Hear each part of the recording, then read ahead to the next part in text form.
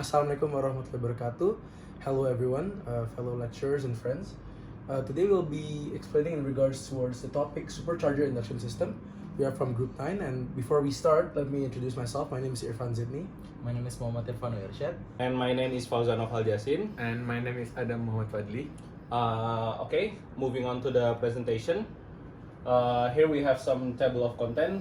First of all, we will discuss about what is a supercharger, and then we'll discuss how it works. Also, different types of supercharger. Here we have 4 types of supercharger that we're going to discuss. And then comparison to a turbocharger, supercharger application, recent supercharger technology, and finally the conclusion. For the first slide, it will be explained by our friend Irfan Zidni. Okay, so firstly we have what is a supercharger. Supercharger is essentially an additional component in an engine that acts as a force inductor. It works by being moved mechanically by the crankshaft of the engine via a V-belt, which then moves a rotor or an impeller depending on the type of supercharger, which then compresses the air. A more compressed air means more fuel that could be added to the mixture, hence more power, which then creates a higher power for the engine that it is added towards. Next, please. Okay, so how exactly do a supercharger work? So first off, main component of a supercharger is the V-belt or the pulley that is connected from the crankshaft towards the supercharger itself, which moves the rotor or the impeller, which then, when it moves, it compresses the air from the intake. As the air is compressed, it is then shot towards the throttle or the inlet of the engine.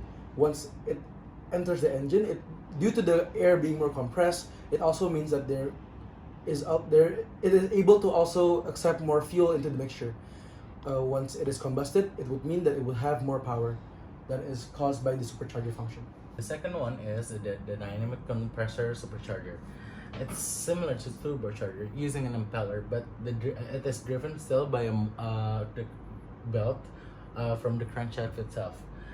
For the first one, centrifugal supercharger, the belt itself is connected to the supercharger, centrifugal supercharger itself, and spins the impeller, then which going to be forwarded to the casing itself, then goes to the discharge side of the supercharger. The electric one is kind of different because the belt itself is connected to an alternator where it supply energy like electricity to charge the battery, where the battery would spin the motor itself. There's a motor before the impeller, so the spin is controlled by a motor itself.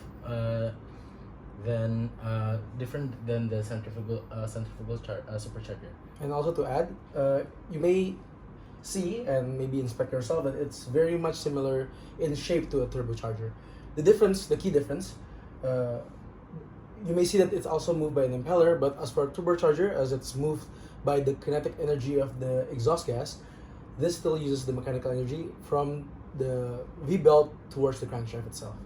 In addition, the dynamic compressor superchargers, such as the centrifugal supercharger, it has similar graph to a turbo, so it has a higher boost at the higher RPM, but has a low boost on the lower side of the RPM.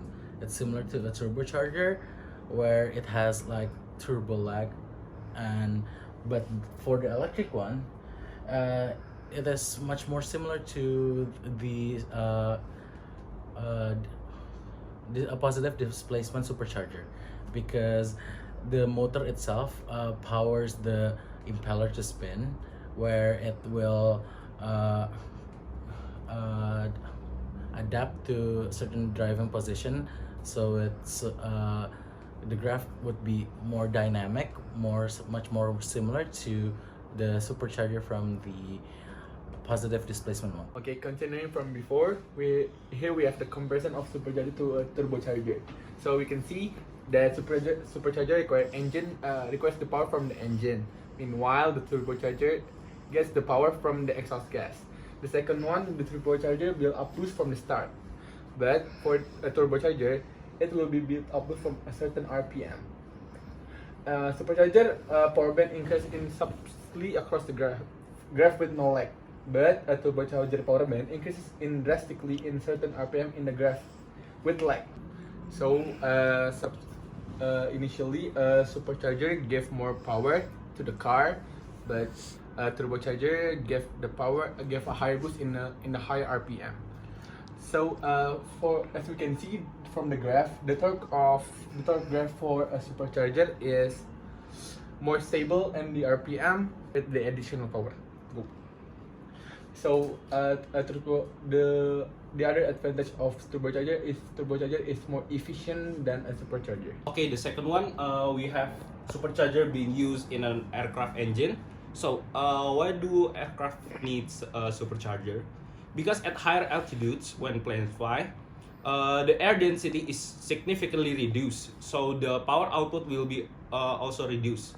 So with the application of supercharger, we'll have the increase in the density of the air because the supercharger compress the air, so it will have a better efficiency of the aircraft engine. Okay, in recent supercharger technology, here I have an example of Volvo XC90. Is a 2.0 liter turbocharged and supercharged mild hybrid. So regarding of this car, at low RPM, we will see the benefit of the chart over here. So in low RPM, we will use the supercharger to make it more responsive. While in high RPM, we will have the benefit of turbocharger. Here we have the graph. So we are maximizing the efficiency of the car. So what is the mild hybrid used for? The mild hybrid is used to make sure the car has a very responsive response and without no lag. So we will discharge the turbocharge disadvantages at low RPM, and we will discharge the supercharger disadvantages at higher RPM. So here is a complex thing, but we will make the car have a smooth ride. Okay, for the last part of our presentation is our conclusion. So for the first part is supercharger is an additional system to the internal combustion engine powered by forcing air to the combustion chamber, allowing more fuel to be more injected. The second one, supercharger is mechanically driven by mechanically driven. It means by gear, belt, or chain connected to the engine crankshaft. The third part, supercharger and turbocharger have its own advantage and disadvantage. And for the last part, supercharger is still used in the recent technology to improve power and efficiency. Here is some of our reference that we use for this presentation, and for more detailed information, it will be on our paper. Thank you for your attention. Wassalamualaikum warahmatullahi wabarakatuh.